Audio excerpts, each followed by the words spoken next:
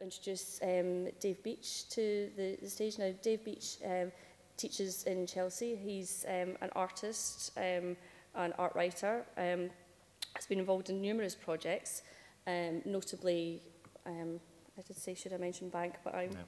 You said not. So I'll welcome to the stage Dave Beech. Thank you.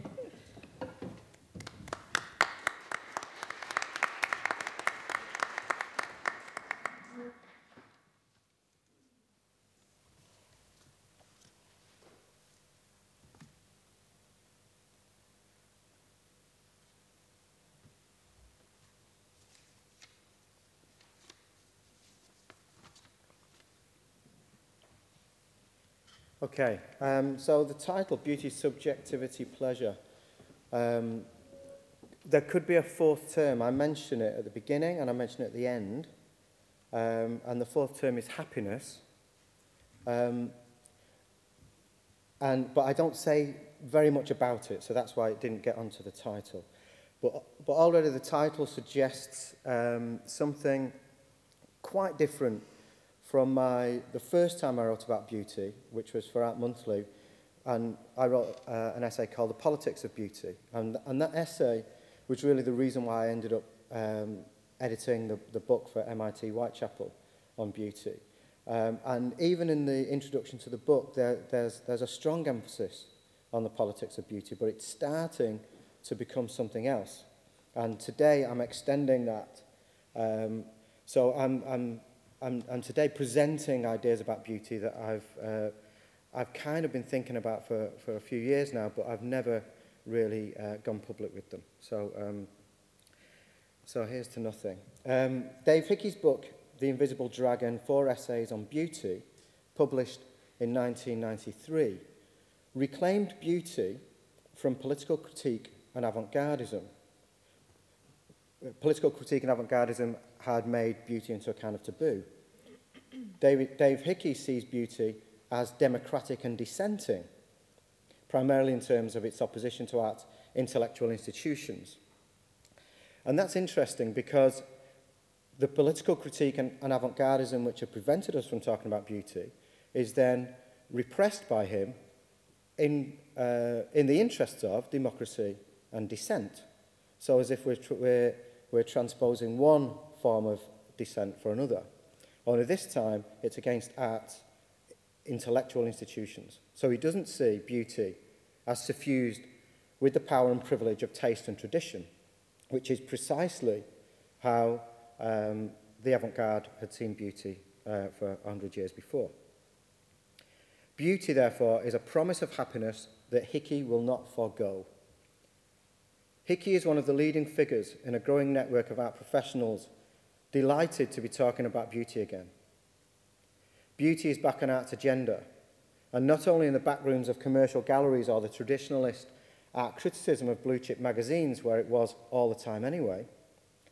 Beauty is being discussed, theorised, articulated and defended by critics, art historians, artists and philosophers and others who have begun to wonder, why weren't we talking about beauty all along? They are waging a campaign against all those forces that made beauty taboo in serious discussions of art. Surely, they say, that was a mistake. The revival of beauty in the last 2 decades is part of a sustained conservative backlash against earlier progressive gains. The revival of craft skills in art follows the same pattern, along with the resurgence in painting. Suddenly, after generations of critical thought, we have seen the return of ideas that we imagined had been left behind, along with superstition, slavery, and the salon jury. Politically, the revival of beauty sings the same tune as the return of nationalism and New Age mysticism, asserting that the scientists, academics, and intellectuals have got it all wrong. That's the politics of beauty, which I'm not going to talk about today. I don't want to oppose the revival of beauty simply with a political analysis of its cultural position. I want to argue that beauty is ideological, but also that it is political and utopian in the best possible sense. The Invisible Dragon was a watershed moment in the recent history of the discussion of beauty, in thinking about contemporary art, Hickey's starting point was beauty's direct appeal to the beholder. This direct appeal to the beholder is best understood as an invitation to return to the pleasures of aesthetic subjectivity after generations in which these pleasures have been spoilt by being scrutinized sociologically. In this way, he persuaded the art world, first the commercial sector in America and then indiscriminately around the world, to reconsider beauty after over a century of strenuous neglect. But I'm not satisfied with an analysis of Hickey's position as a political position within the art world. I will show, in fact, that this sort of critique, albeit true and enlightening, always fails to make any difference. Instead, I want to examine beauty as a pleasurable, subjective experience. In this regard, Hickey deploys a telling phrase. This one. That beauty is related to appeal seems incontrovertible, but the presence of beauty does not put a block on critical inquiry.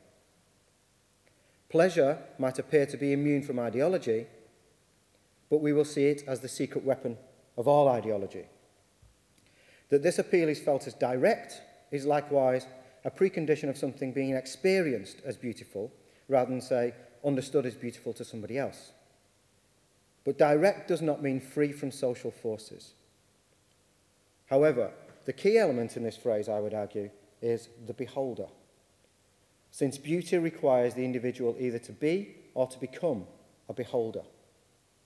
Beauty is inextricably linked with a certain formation of subjectivity. It is the beholder, not the Philistine, not the interpreter, who is the subject of beauty. This is why the politics of beauty is not a dispute over what is beautiful, but must be a contest over the subjectivity that beauty calls forth. Beauty is subjective, as everybody knows, but beauty is also a form of experience through which the subject is exemplified. Individuals who cannot experience beauty appear to be something short of subjects in the full sense. In fact, we might say beauty forms a particular subject which has come to be identified with subjectivity per se. More specifically, beauty is the testing ground and the reward of this certain kind of subject. The question who is capable of judging the beautiful, or who is incapable of judging the beautiful, was originally raised through the discourse of taste, leading to accounts of authenticity, autonomy, mediation, alienation, and so on, but has since been raised sociologically, leading to accounts of elitism, cultural capital, distinction, the pure gaze, and so on. If we think of beauty as forming a specific subjectivity, however, then we need to rethink the question, who is capable of judging the beautiful, as a question of the apparatuses that call forth the aesthetic subject, and to which the aesthetic subject belongs. And what I mean by apparatuses might be illustrated with a couple of analogies. There are no pleasures of studying without apparatuses of education, and there are no pleasures of popular culture without the apparatuses of mass communication. So, inquiring into beauty, therefore, means inquiring into the protocols of experiencing the beautiful and the apparatuses that promote, maintain, and reward them.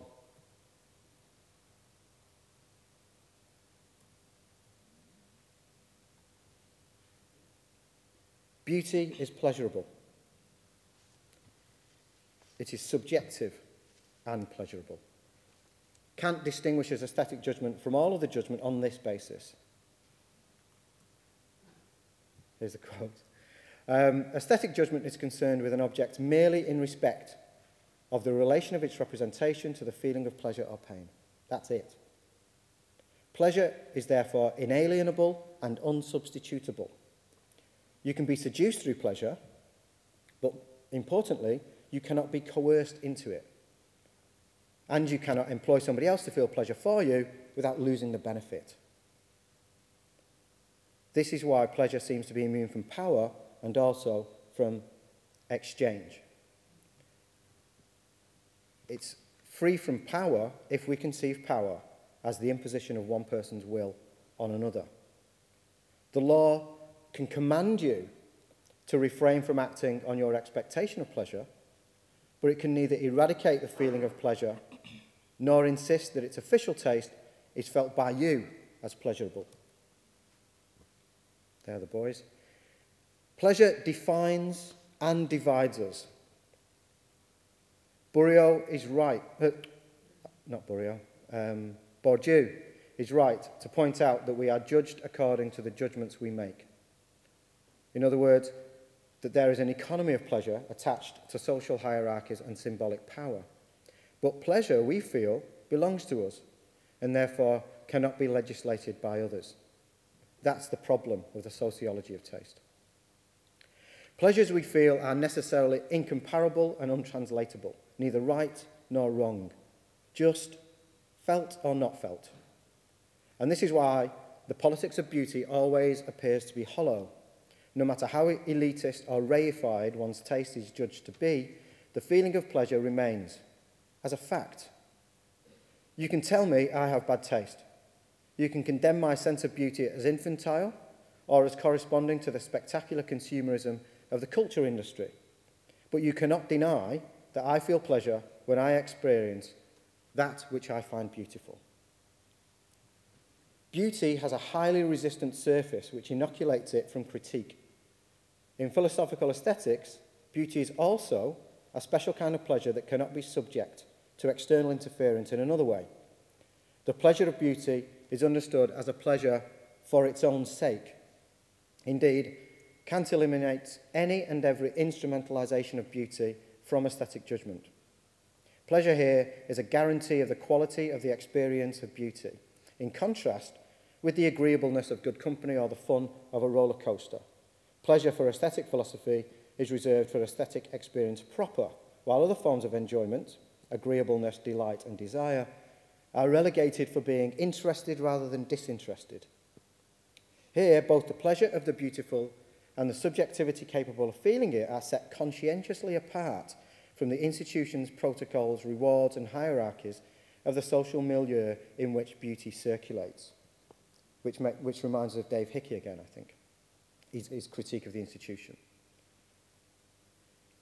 It is as if beauty and its subjectivity predate their apparatuses and subsequently require us to build galleries, set up art schools, and make the kind of art that satisfies it. In short, that beauty and its pleasures are natural.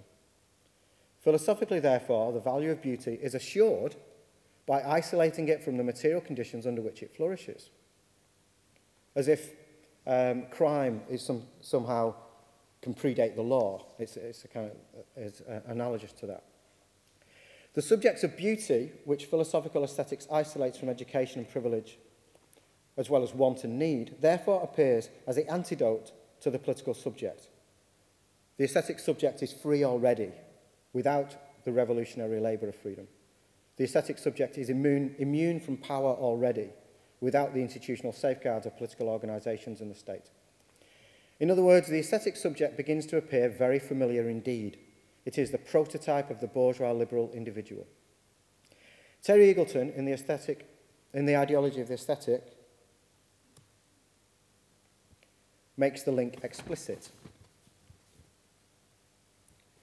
The construction of the modern notion of the aesthetic artifact is inseparable from the construction of the dominant ideological forms of modern class society, and indeed from a whole new form of human subjectivity appropriate to that social order. Eagleton does not simply make the vulgar point that aesthetic ideology corresponds to the interests of the bourgeoisie. The subject of beauty is not merely a bourgeois subject, an observation that might be taken by many as merely descriptive, and perhaps for some as a badge of honour. Max Horkheimer detected in this autonomous aesthetic individual the internalised repression of a social power buried deep into the very bodies and sensibilities of those over which it rules.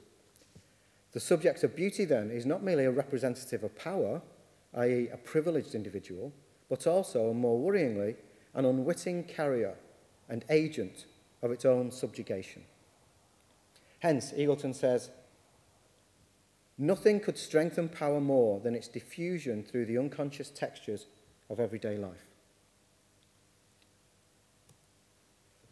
Aesthetic subjectivity does not portray the bourgeois individual once and for all. It transforms itself.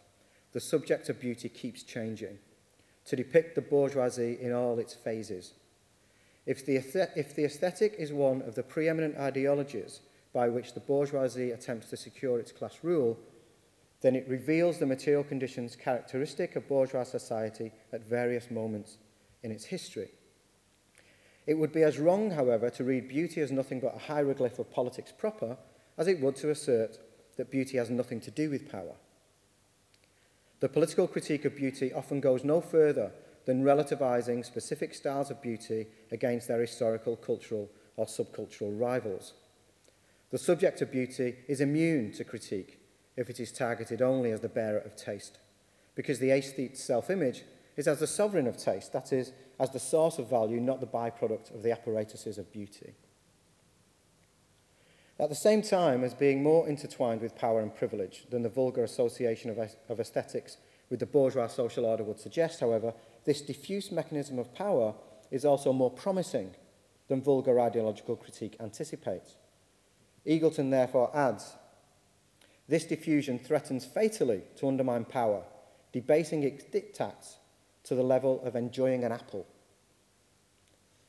Eagleton is as committed as any orthodox Marxist that the aesthetic is an ideological category of thought and experience, but for him, it can never be reduced to its ideological function. My argument, he says, is also that the aesthetic, understood in a certain sense, provides an unusually powerful challenge and alternative to those dominant ideological forms and is, in this sense, an eminently contradictory phenomenon. Let's contrast Eagleton's dialectical interpretation of aesthetic subjectivity with the mainstream defence of beauty. Peter Sheldor, a very prominent American art critic, said in the late 1990s, "There is something crazy about a culture in which the value of beauty becomes controversial."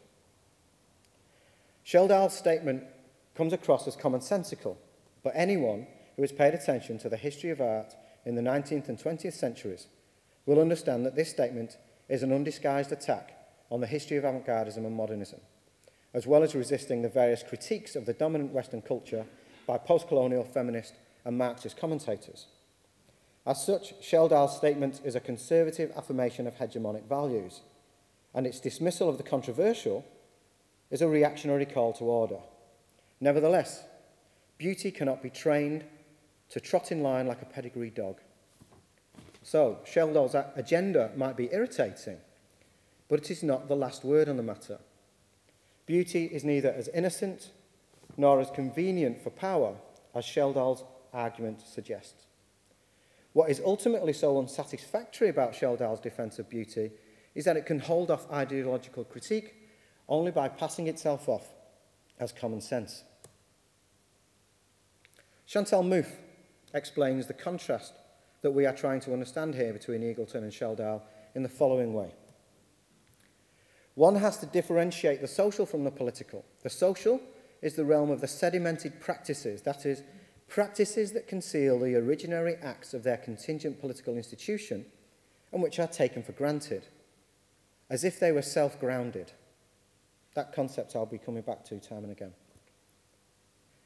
Ideology is apart from history and therefore appears to be self-grounded. Ideas which enter the lexicon at specific historical moments become separated from those historical circumstances once they are sedimented into common sense. Following Mouffe's conception of hegemony, we can understand the political logic of Sheldor's argument very precisely. In Sheldor's formulation, beauty is treated as an example of that which has become sedimented, depoliticized, naturalized, apart from real history. Beauty as sedimented can be taken for granted, but its critique, as a political gesture that questions what is taken for granted, cannot. To say that something is crazy, in this context, is to say that it is outside of sedimented social values. It cannot be taken for granted. So, we can rewrite Sheldor's statement. There is something that can't be taken for granted about a culture in which the value of the socially sedimented becomes controversial. It's a tautology. Or, there is something political about a culture in which the value of hegemony becomes controversial. Or, in terms of the subjectivity that I've been talking about so far, there is something unpleasurable about a culture in which the value of our institutionally ascribed subjectivity becomes controversial. In other words, it's unpleasurable when the aesthetic subject within arts institutions is confronted with the politics of beauty.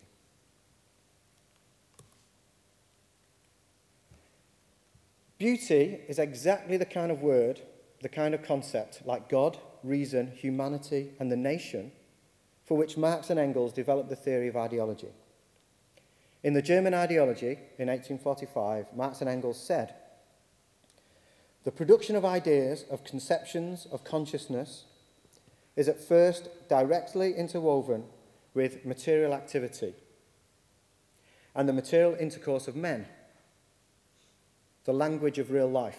Conceiving, thinking, the mental intercourse of men appear at this stage as the direct efflux of their material labour. The same applies to the mental production as expressed in the language of politics, laws, morality, religion, metaphysics, etc. of a people.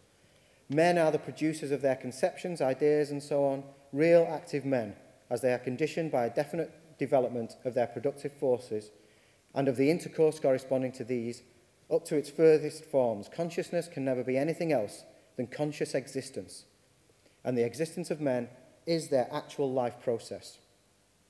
If in all ideology men and their circumstances appear upside down, as in a camera obscura, this phenomenon arises just as much from their historical life process as the inversion of objects on the retina does from their physical life process." So, if morality, religion, metaphysics, all the rest of ideology have no history, except the history of material production and material intercourse, then beauty has no history of its own either. And if viewed apart from real history, these abstractions have in themselves no value whatsoever, then beauty has no value in itself either. However, we need to add something here. Specifically when viewed apart from real history, these abstractions, including beauty, appear to have a value all of their own, and come to have a value all of their own within the institutions. This apartness, which is the precondition for any apparently self-grounded value, is the signature of ideology. Ideology is not false consciousness and is not politically motivated illusion. Ideology is the isolation of the idea and the particular from the ensembles to which they belong. Ideology critique, therefore, reinserts ideas and particulars into material intercourse embedded in material production.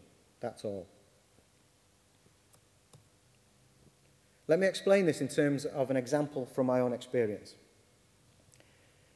When I made my initial proposal to edit a book on beauty for Whitechapel and MIT, it was clear to me that the first section of the book should represent the revival of beauty in the 1990s. The editorial board eventually supported this, but not before discussing the possibility that the book start with Plato. The difference between starting with Plato and starting with Hickey is the difference between treating beauty as an abstract idea, Plato, on the one hand, and treating it as material intercourse, my relationship to Hickey, on the other hand. Umberto Eco pursues beauty as a shifting ensemble of specific iterations, not as a fixed abstract idea. This can appear to be a resistance to ideology, but it's not. We can see this hopeless attempt to use particularity to avoid ideology. I'll say that again. We can see this hopeless attempt to use particularity to avoid ideology almost everywhere. And Eco is no more successful than Foucault, Agamben, or Max Stirner. I'll come back to Foucault and Agamben shortly. Dominic Willesden shares Eco's emphasis on specificity when he argues for an aesthetics at large. There's a growing idea, he says, that once we take away the really big claims that were made about beauty and begin to explore the many kinds of qualities, the delicate, sweet, candid, and camp, then people will find the new aesthetic qualities in new areas. This follows a line of argument made by J.L. Austin in the 1950s when he argued that ordinary language was more nuanced than philosophical abstractions, making this wish. If only we could forget for a while about the beautiful and get down instead to the dainty and the dumpy. This is an attempt, I think, to shed the ideological baggage of beauty as an abstract universal idea.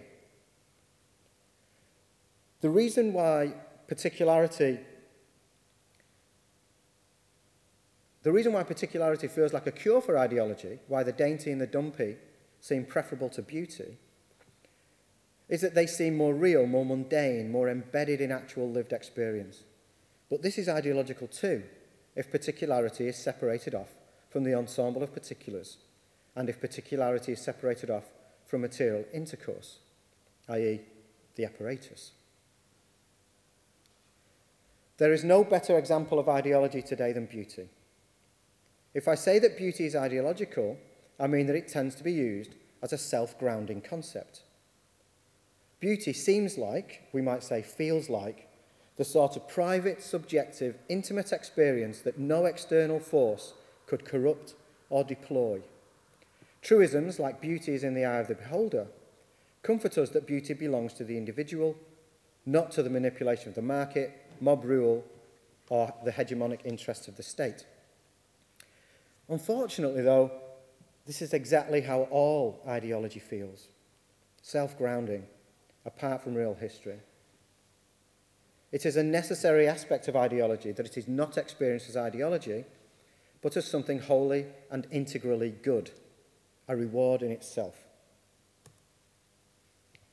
Laclau and Mouffe are right to insist that hegemony operates independently of questions of truth and falsity.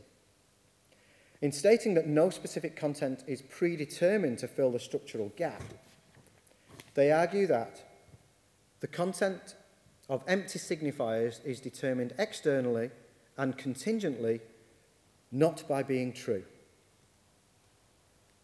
Hegemony is the political deployment of empty signifiers, filled only in the successful campaign to impose a meaning on an abstract idea. Different groups compete between themselves to temporarily give to their particularisms a function of universal representation. Society generates a whole vocabulary of empty signifiers whose temporary signifieds are the result of a political competition. This is a sophisticated version of the argument against universals, with the significant difference that instead of rejecting all abstractions, they invite us to fight over them. Politics is possible because the constitutive impossibility of society can only represent itself through the production of empty signifieds. I'll come back to the concept of impossibility later. One of Foucault's most influential methodological innovations, the discursive formation, that is, the analysis of specific ideas in terms of the discourse to which it belongs, charts this course between specific analysis and the relativization of apparent truth. When we look at madness or sexuality, Foucault advises us not to examine the content of the idea or the object to which it refers, but to the discourse that constitutes them both. This is very close to the idea in Marx and Engels of the ensemble of particulars, and it is what Edward Said takes up in his pioneering study of Orientalism, not as a study of Oriental people and their culture, but as a study of the discourse through which the Orient is constructed as an object for the West. It is important to note that Foucauldian thinking rejects the hasty examination of the object of truth, not because they have little time for materiality, but in order to attend to the materiality of ideas, or what Marx and Engels called material intercourse. Agamben endorses Foucault's focus on particularity, saying he always refused to deal with the general categories or mental constructs that he calls the universals, such as the state, sovereignty, law, and power. In the place of these universals, Foucault and Agamben situate particularity in multiple positive ensembles that they call discursive formations, apparatuses, paradigm, or simply knowledge. It's not my use of the term apparatus. Foucault did not offer definitions of these terms, but Agamben does, explaining that this means neutralizing the dichotomy between the general and the particular, moving from singularity to singularity. But we know from Marx that singularities are not enough, not even when they are combined in ensembles of singularities. As such, we can see Foucault as the heir of Max Stirner, who believed that particularity was the cure for ideology. Singularities need to be reconnected with the ensemble of singularities in material intercourse, which is what Foucault and Agamben do, but also with material production, with real history. The key issue here is that, despite all their materiality, Foucault and Agamben systematically fail to relate particularity to the totality of material production. It is because Marxists consistently refer particularity to totality that they understand that it's more ideological to examine the multiple technologies of micropower than it is to develop an analysis of class relations. But we would say that. Eagleton's choice of the statement, "Prince Charles is a decent bloke," is an example of ideology, is very instructive. It entirely misses the point to counter the ideological statement, "Prince Charles is a good bloke," by saying Prince Charles is in fact a super rich, obnoxious git. For one thing, such a direct refutation of the ideological statement fails to contest the deeper ideological framing of the political issue of royalty as a question of character. Against this argument, we need to point out that the statement, "Prince Charles is a decent bloke," is ideological even if it's true. First, this ostensive fact is cut off from the material conditions of his privilege, wealth and influence. And second, the assertion of the fact is separated from the complex pragmatic circumstances of saying it. In other words, as if the fact speaks for itself and has got nothing to do with any reasons that the person might have for saying this to others. In other words, material intercourse. The first separates the fact from material production and the second from material intercourse. Even if Prince Charles is a good bloke, it is ideological to say so, and it's ideological to defend saying so simply on account of it being true.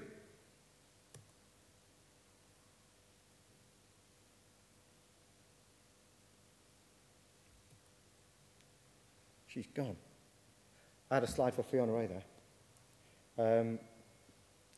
Likewise, the statement, "Fiona Ray's paintings are beautiful," is ideological. And it's ideological to defend this statement by showing that the statement is true.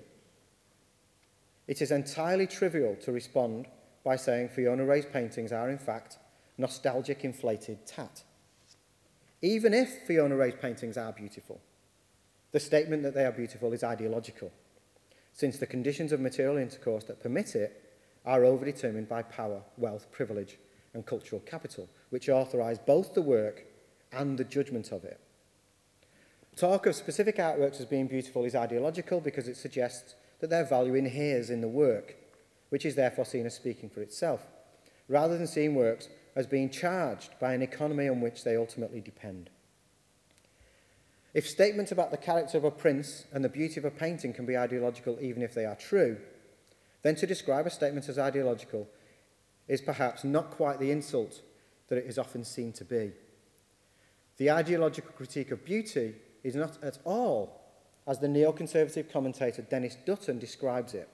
Beauty, he says, Marx described social constructionists tell us, is but a figment of class interest or social indoctrination, and anyway, it only came into existence at the same time as the fine arts in the 18th century. Today, loving beauty, like enjoying cigars or thick steaks or having a Mexican maid, is something we are supposed to regard as politically awkward. Poor fellow. In fact, rather than see ideology as politically motivated illusion, i.e. a figment of class interest, we can see it as something else entirely. I want to talk about it as motivated by pleasure. Ideology does not operate through enforced rules and regulations. When ideology asks us to be good citizens, it systematically confuses complicity with pride, joy, and pleasure. Ideology feels wonderful. Ideology is not experienced as alien, imposed, false, and subjecting. It feels like paradise. So if we are to understand beauty in terms of ideology, we need to run pleasure right through it. Consider Zizek's analysis of the injunction to enjoy. This is at the heart of the Lacanian rearticulation of the superego. This is a long passage. I'm going to read it, and you can read it along with me if you like. Think of the situation known to most of us from our youth, the unfortunate child who on Sunday afternoon has to visit his grandmother instead of being allowed to play with his friends. The old-fashioned authoritarian father's message to the reluctant boy would have been, "I don't care how you feel, just do your duty, go to your grandmother and behave there properly." In this case, the child's predicament is not bad at all. Although forced to do something he clearly doesn't want to do, he will retain his inner freedom and the ability to later rebel against the paternal authority. Much more tricky would have been the message of a postmodern, non-authoritarian father. "You know how much your grandmother loves you, but nonetheless, I don't want to force you to visit her. Go there only if you really want to." Every child will immediately recognise the trap of this permissive attitude. Beneath the appearance of a free choice, there is an even more oppressive demand than the one formulated by the traditional authoritarian father, namely an implicit injunction not only to visit the grandmother, but to do it voluntarily, out of the child's own free will. Such a false free choice is the obscene superego injunction. It deprives the child even of his inner freedom, ordering him not only what to do, but what to want to do.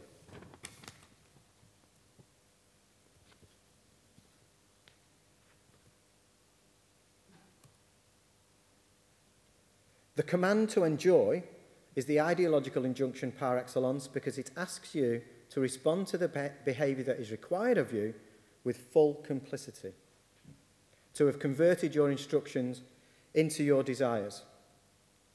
It works best by supporting a specific form of subjectivity, for example, the aesthetic subject, within an apparatus, like galleries, museums, and art colleges, that has its own protocols, such as the undistracted contemplation of art in the gallery. Every injunction to enjoy is ideological, and at the same time, every ideology attaches itself to some kernel of jouissance. Mouffe argues that the Lacanian concept of jouissance is of great importance for exploring the role of affects in politics. What do children learn at school, Althusser asks. In the very process of learning technique and knowledge, he answers, children learn to behave like good girls and boys. When ideology asks children to be good pupils, it produces complicity through pride, joy, and pleasure. The apparatuses of ideology are certainly the institutions where we encounter dominant ideas, such as God and beauty, but we do not understand ideology very well unless we see the school and the gallery as the places where ideology produces its subjects. And these subjects are formed and animated by pleasure. One can enter a church without performing the subjectivity that it institutionally produces, but inevitably one will enter a church as one subject or another, as a tourist perhaps, or someone who appreciates architecture. And these subjects will have been produced by their own institutions, rituals, and practices. It does this by welcoming them into institutions, providing them with meaningful tasks, and identifying them as members of a community. No one escapes, not even the agent of the ideological apparatus. So, while teaching her class of toddlers, the teacher does not only interpolate them as good pupils, she interpolates herself as a good teacher. And the more she interpolates them as good pupils, the more she interpolates herself as a good teacher. Or, as Le Cercle explains, the policeman does not only interpolate you as subject to his authority, he also interpolates himself as the holder of authority. The policeman whistles not only at you, but also at himself. Performativity, as developed by Judith Butler, combines Althusser's theory of interpolation with J.L. Austin's theory of speech acts via Derrida. In Althusser, Butler says, the subordination of the subject takes place through language. as the effect of the authoritative voice that hails the individual. In Jean-Jacques Le Cercle's estimation, Butler's politics of performativity reintroduces the Althusserian analysis of ideology as a full-fledged theory of subjection in and by language, of discursive interpolation informed not only by the relevant post-Althusserian theory, Foucault, Bourdieu, the Derrida of signature event context, but by a critical use of speech act theory of performativity, illocutionary force and perlocutionary effect. I want to point out that the reason Le Cercle gets so excited about Butler supplementing post-Althusserian theory with speech act theory is that this puts due emphasis on material intercourse rather than passing too swiftly over to material production. This means that we can talk about ideology in terms of pleasure, for instance, rather than making the vulgar political point that a given ideology corresponds to a given social order.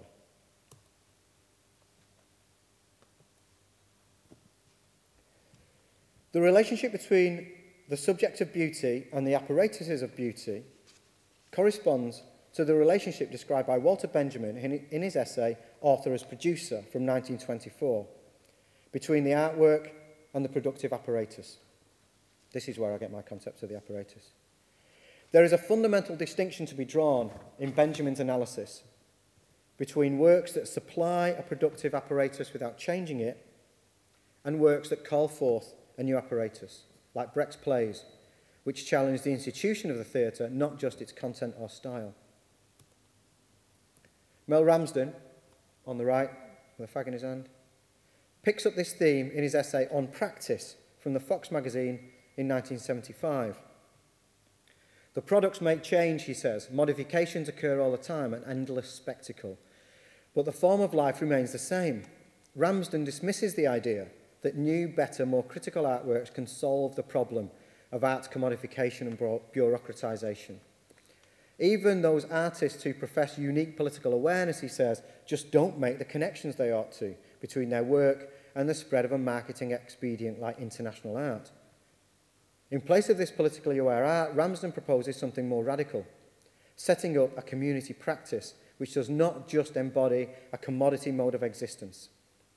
That is to say, Ramsden is after a different kind of subject for art, and he realises that this cannot be produced simply by making art for a different subject within the same apparatuses. The emergence of a new subject for art requires the transformation of the apparatuses of art. Ramsden's alternative to the gallery apparatus is something that he calls linguistic community, which is effectively a culture organised around discussion, debate, opinion formation, and going public with ideas, rather than one organised and mediated by art objects circulating within the marketplace. Ramsden, therefore, is not only opposed to the market, but more importantly, to the aesthetic ideology of individualism that it institutionalises. We are faced here, then, with the possibility of a collective subject for art. And this is very suggestive, but puzzling. Can there be a collective subject for beauty? Can the protocols of beauty be discursive rather than contemplative? The chanting of a football crowd is not the cure for the subject of beauty, but it certainly indicates something that is missing from the pleasures of beauty. Likewise, the multiple subject of the close-knit family with its shared destiny is completely lacking in the subject of beauty, as is the militant crowd, the self-monitoring community of the Occupy movement, the romance of the couple watching a movie, the interdependence of workmates, the mutual reliance of helpful neighbours, the pleasures of combat in competitive sport. These may not immediately appear to be very promising models for the collective subject of beauty. They are, in a real sense, impossible for beauty as we understand it. But it's only the impossible subject for art that is interesting. The possible subjects for art are simply those subjects that have been produced by art's apparatuses and whose protocols have been sedimented into pleasures. What we want, I would suggest, is something more surprising than this. Art hopes for and tries to produce new subjectivities all the time.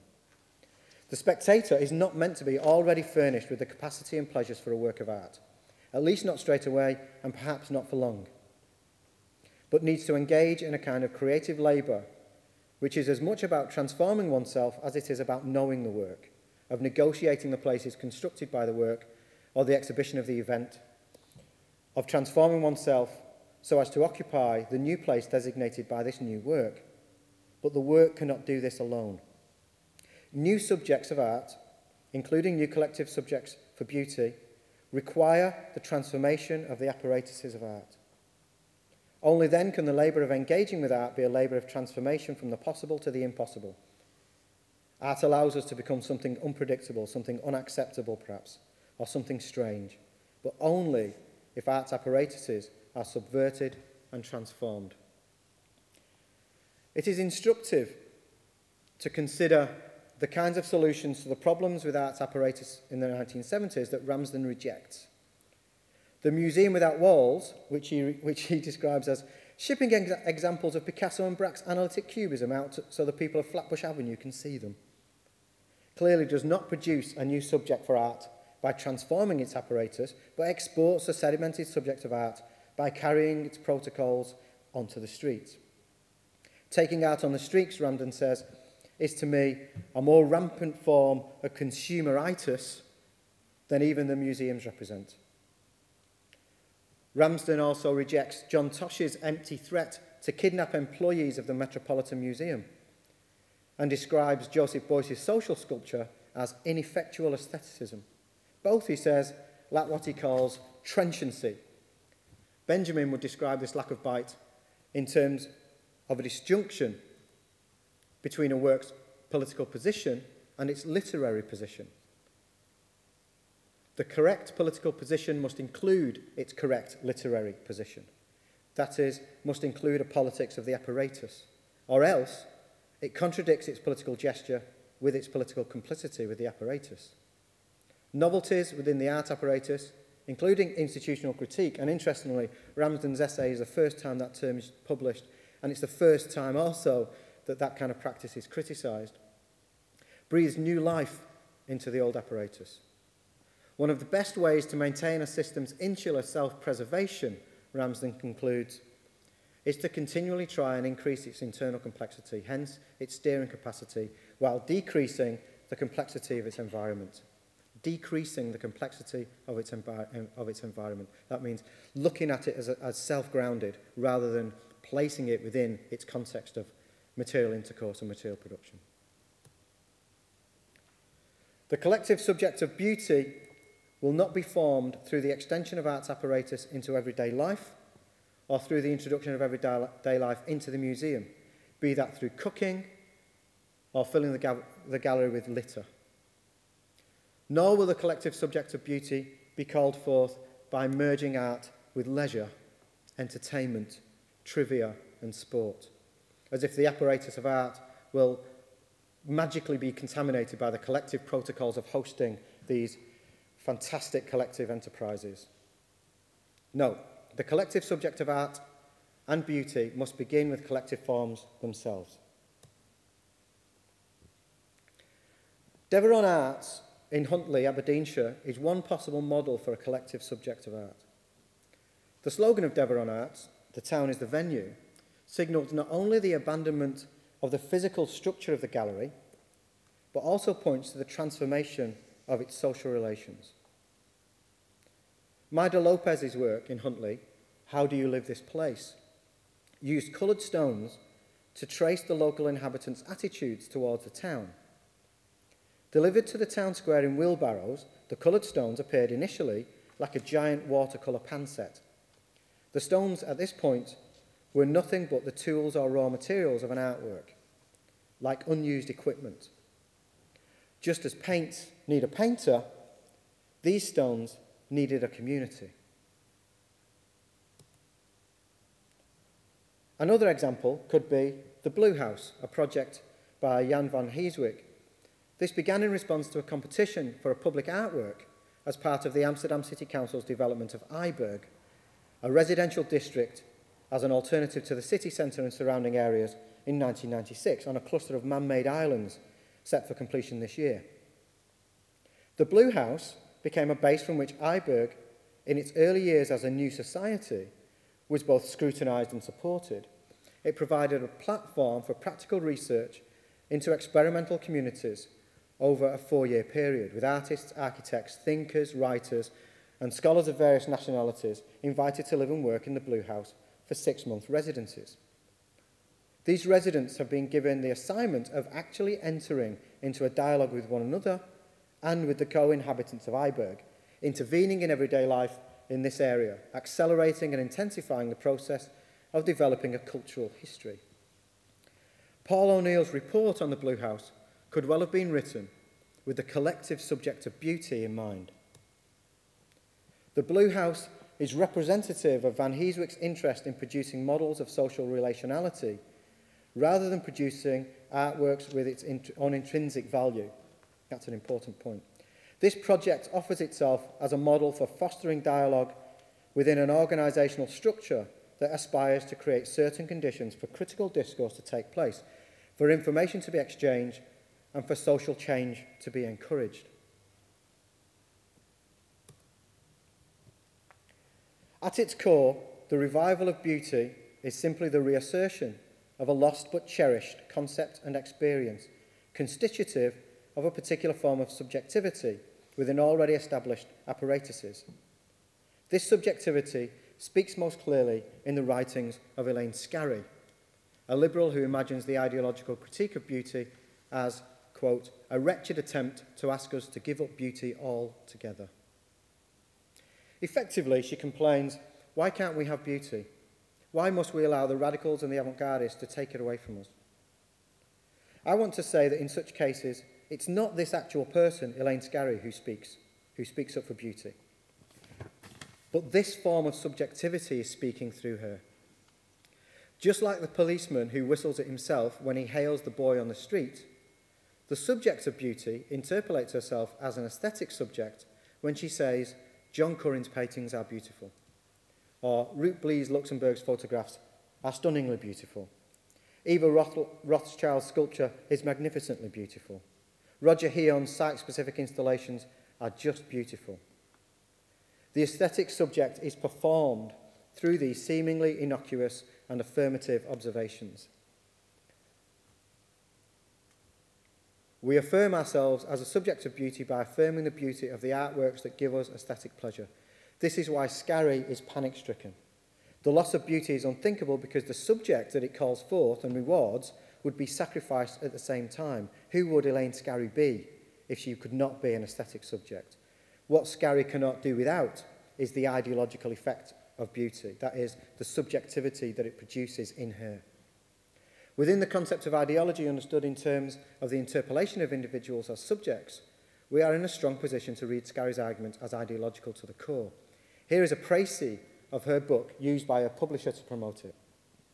Scarry argues that our responses to beauty are perceptual events of profound significance for the individual and for society, presenting us with a rare and exceptional opportunity to witness fairness. Beauty assists us in our attention to justice. The beautiful object renders fairness, an abstract concept, concrete by making it directly available to our sensory perceptions. With its direct appeal to the senses, again sounds like Hickey, beauty stops us, transfixes us, fills us with a surfeit of aliveness. In so doing, it takes the individual away from the centre of his or her self-preoccupation and thus prompts a distribution of attention outward towards others and ultimately, she contends, toward ethical fairness. In other words, the question of beauty here follows precisely the logic of interpolation without any concealment or deviation. Beauty, she argues, makes us good. And you don't get more ideological than that.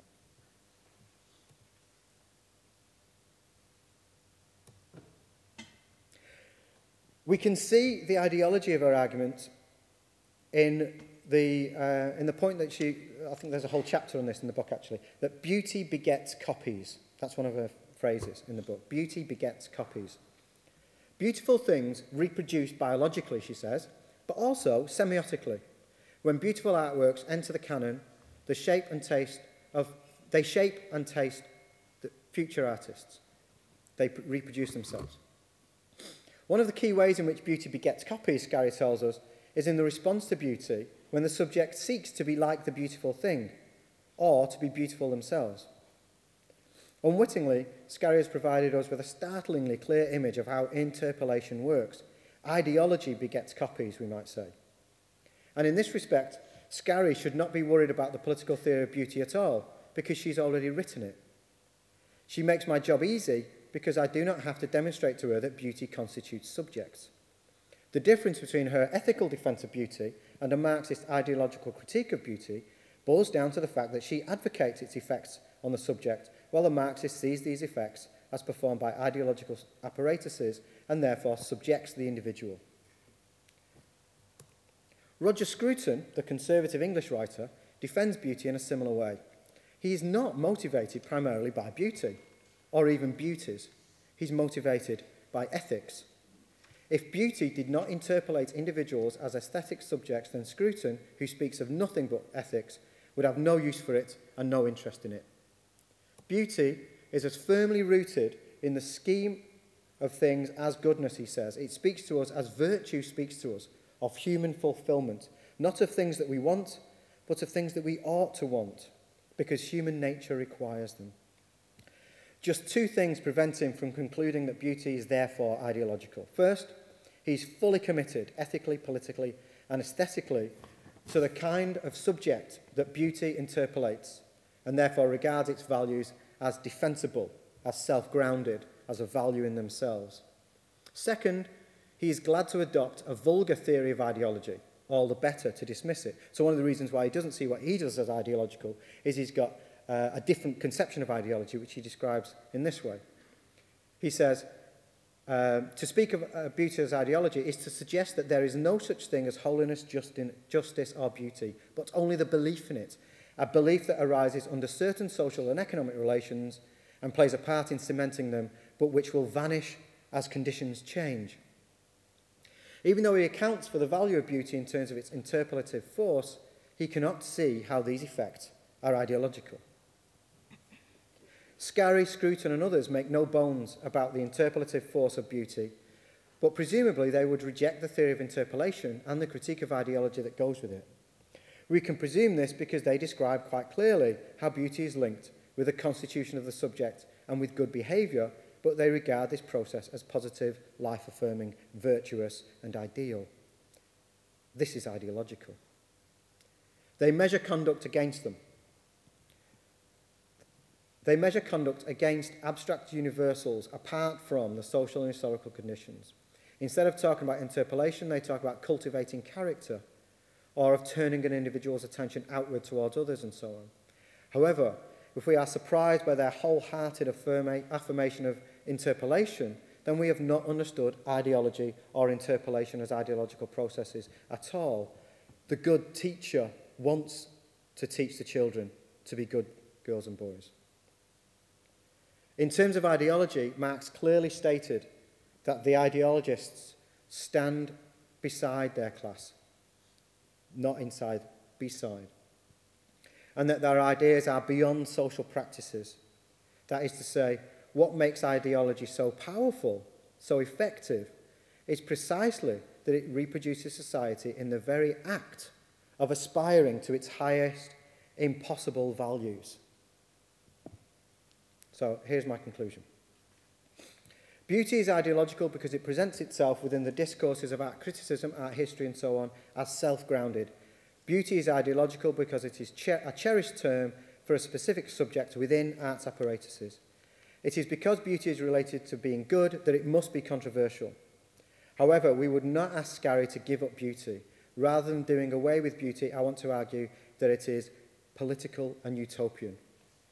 Ideology, politics and utopia separate ideas from real history in different ways.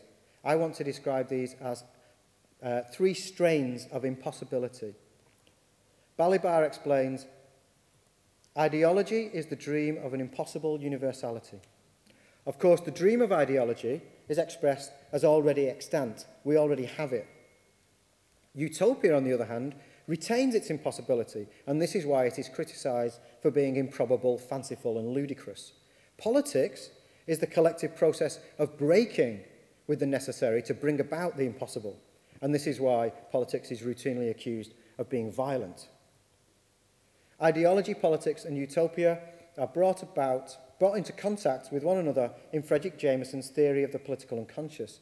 Here Jameson makes a far-reaching proposal that a Marxist negative hermeneutic, a Marxist practice of ideological analysis, must in the practical work of reading and interpretation be exercised simultaneously with a Marxist positive hermeneutic, or a decipherment of the utopian impulses of these same still ideological cultural texts. On the one hand, the impossible universal of ideology, and on the other, the not yet possible universal of utopia. He concludes that all ideology in the strongest sense, including the most exclusive forms of ruling class consciousness, just as much of that as oppositional or oppressed classes, is in its very nature utopian. Talking about authorised artworks as being beautiful is not utopian, but talking about an impossible reconciliation as beautiful can be utopian and political. We can use beauty to aestheticize the brutal world, or, more importantly, to bring new value to that which is accepted from visibility. It is ideological to say that art is beautiful, but it is utopian and political to say that struggle is beautiful, as Marinetti did. Buy is beautiful, as the Pride slogan has it. Everything is beautiful, as Cat Stevens said. Protest is beautiful, as this free artwork says. Small is beautiful, as Fritz Schumacher argued, and black is beautiful, as the Black Power movement said. These are at least forms of beauty that invoke a collective subject to give them meaning. Black is more beautiful if the collective subject of beauty is the civil rights movement and its allies. Protest is more beautiful if the collective subject of beauty is the Occupy movement or the activists in the Arab Spring. Beauty is subjective. This is true, but the subject of beauty must be produced through political, cultural, and aesthetic struggle. If beauty is the promise of happiness, not just pleasure, then the collective subject of beauty must be formed as universally happy. Now that would be beautiful.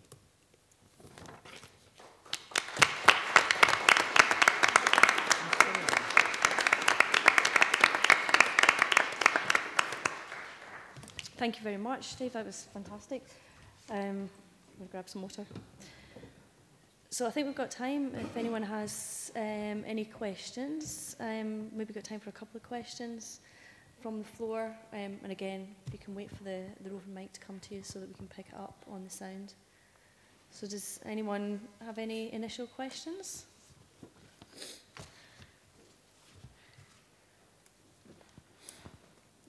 Okay, if not, in that case, then I think I'd like to pick up, if I may. I thought we were going to get an early cup of tea then. No. No, I was really intrigued by this idea that you mentioned about what was missing from the pleasures of beauty. And maybe it's just a slight sort of elaboration on that rather than a direct question. In terms of, I mean, you did cite some examples, some sort of artistic examples, you know, like Devon Arts and things like that. But yeah, if you could just maybe elaborate slightly. I know you're gasping for a coffee, but this idea. Well, not only that, I was just looking to see if the first half was over. Man United are playing Liverpool today. There are other forms of beauty, you know, and there are other ways of thinking about beauty. You know, as much as it pains me to say it, you know, Wayne Rooney scored a beautiful goal, and also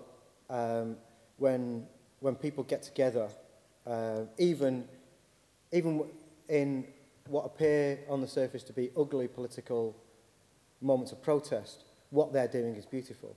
So there are different ways of thinking about beauty. That's one thing that I want to build into that first. And maybe some of those other ways of thinking about beauty are not missing the same things that are missing in the way that we think about beauty in relation to art. So that's the first thing. But I kind of want to keep the question open, really, as to raise the question, is there something missing from the collective subject of beauty? And what would that be? And maybe it's kind of more beautiful to say there might be lots of different ways of thinking about what's missing. That's, to me, a more beautiful proposition than me telling you what I think is missing. You know. Okay. Anyone else? Yes.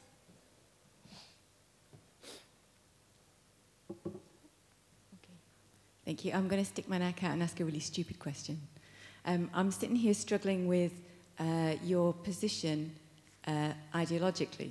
how do you describe your position ideologically? Because there's a sense in which I'm hearing your description of ideologies as pertaining to particular ideologies, but counter-ideologies are also ideologies. So, can you talk about that? All right, that's not my view of ideology. I don't think of ideologies as like a group, a group's shared meanings or something like that, or a particular rhetoric or a particular local culture. I don't think of that. That's not what I think of ideology. Ideology is simply when you take an idea and then you separate it from its context. So in that sense, you don't have an ideology. Do you know what I mean? Like, it's not like neoliberalism is an ideology and communism is an ideology. It's not, they're not what Marxists call ideologies. They're what sociologists call ideologies.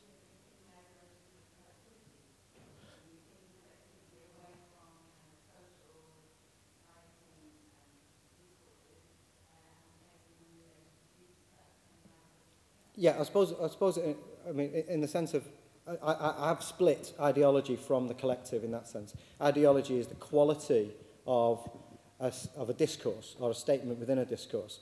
And so then we need to account for communities and social groups separately from that.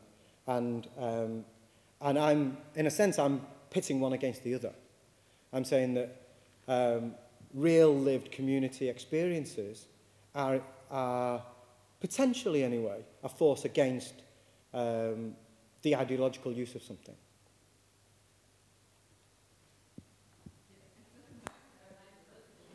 Yeah, because we've got different definitions of the word ideology, so you're thinking of ideology as in the sociological sense of shared meanings, and I'm not thinking of ideology like that. I'm thinking of ideology as what happens when you take an idea and you separate it from its historical conditions. So that's all I mean by ideology. It's a very specific thing. Can you explain why you've chosen to have a different meaning for a word which is generally understood to mean one thing, ideology meaning shared meanings? You have a different meaning. Why have you chosen the same word instead of inventing another one? Well, it's actually the other way around. The meaning that I'm giving to the word ideology derives from Marx and Engels' essay, the German ideology, when the word ideology was used for the first time. And they describe it in the way that I describe it. And then later, sociologists and anthropologists and others took up the word ideology and made it mean something else. So you should really be talking to them about why they use the word ideology in that new way, rather than sticking with Marx and Engels' definition, which is the one that I'm using today. To me, meaning is use. So you're anticipating your definition as being meaningful, but without it being used, then it lacks meaning. I agree that meaning is used, but also use needs to be contested all the time. So we don't have to be passive to those uses. I am using the word and I'm explaining this word, and I'm referring you to text that can support my use of the word, just like we all do all the time. And so uses are rival to one another. You know, words never mean one thing. Depends on the context that you're doing it. I'm speaking in a Marxist context, and this use of the word within Marxist discourse makes perfect sense there. But I don't think that Marxists should therefore not tell anyone else what they're doing. So I'm using it in a perfectly legitimate way within my tradition, and I'm just telling you what, in my tradition, beauty looks like. Yeah, well, I'm very keen to understand that. It's just I was also, it kind of distracts because of the two uses of ideology, if you like. So I think it might have been helpful had you elaborated your use of it and maybe, you know, that coined an alternative as well. Well, I'd rather the sociologists coin an alternative, to be honest. I think ideology belongs to Marxists as a concept, and I think that we have every right to use it since Marx generated it as an idea. So if other people want to use the word in a completely different way, then maybe they should call it something else. If they don't want to be tainted by Marxism, then they need to use a different term, I think. And I think it's perfectly legitimate to fight over the use of a term. And I think we do need to fight over the use of this term. Thank you. Okay, I think we've dealt with the etymology of that word, of the ideology. I suppose that kind of makes me think about the fact that you've, just briefly, I don't know, I see you're trying to escape there, but again, just to return to this idea, I mean, you sort of problematised also this idea of it being a truism of beauty, the eye of the beholder, which of course we know isn't actually what Hume said, and this idea that, you know, clearly it points to the notion that there's a claim of it not being manipulated by external forces, and how that's clearly, you know, problematized in everything that you've been speaking about. There's an independence, but again, you know, I think there's something quite interesting about the fact that people tend to, because you retain that notion, and just wondered what you, if you, you know, how you felt about that in terms of the responses that to beauty. Well, it's there in Eagleton and Jameson, is rather than rejecting the idea that aesthetics is subjective and therefore independent of coercion, what they do is that then they turn to that as something that we can use to spin aesthetics on its head, if you like, to turn it into a progressive, politicizing, utopian force. Because if it is, or if we treat it as being independent of coercion, then it's full of hope. Because we want to be free from coercion. But the only way it can be really free of coercion, or the only way it can really embody that hope, is if we can make it not only free from coercion, but also free from ideology, free from hegemony, free from good behavior, you know, free from doing things right, you know, because that is, you know, it's also a call to order, a different kind, one that, as I'm describing it, uses your pleasure to make you behave well. So it's, in a sense, is if aesthetics is subjective, if aesthetics is this place of freedom, then it's a place where we can be wrong, and a place where we can be wild and adventurous and naughty, you know. So it's a place where we can resist and be dissensual and not have to shape ourselves according to what we're supposed to be. So that's when aesthetics starts to become political and utopian at the same time.